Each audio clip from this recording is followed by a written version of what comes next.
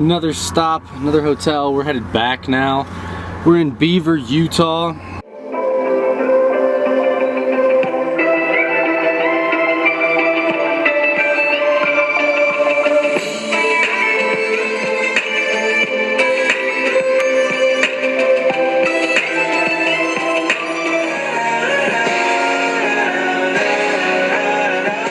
Adding in some more oil and some zinc with it.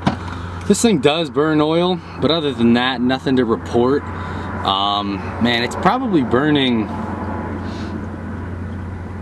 maybe a quart every 1,000, half a quart every 1,000 miles of hard driving like this, long highway extended at 2,800 RPMs.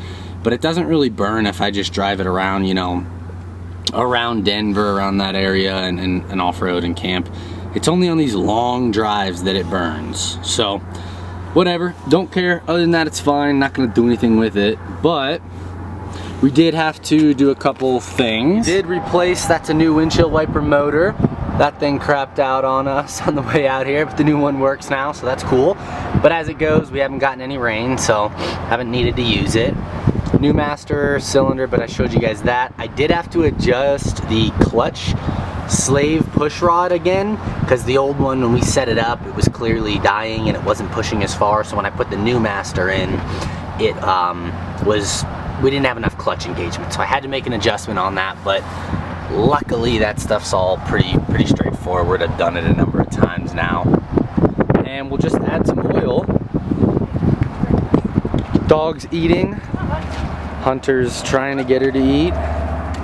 She's putting up a fight.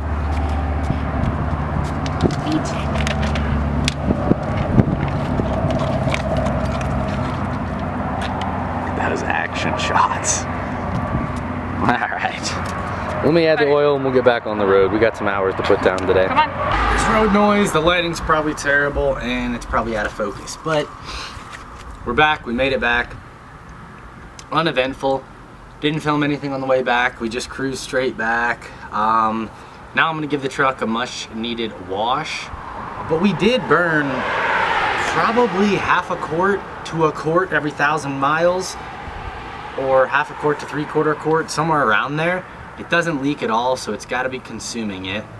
The motor is a crate motor. It's 20 years old, but it's only got maybe 30,000 miles on it.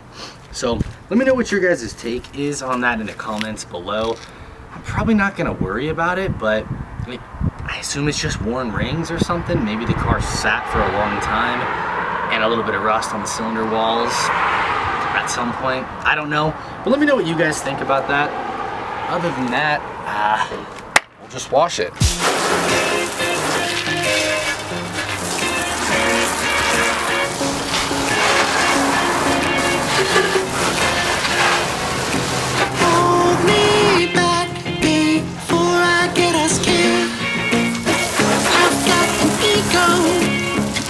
Main thing I washed the trucks for is the undercarriage.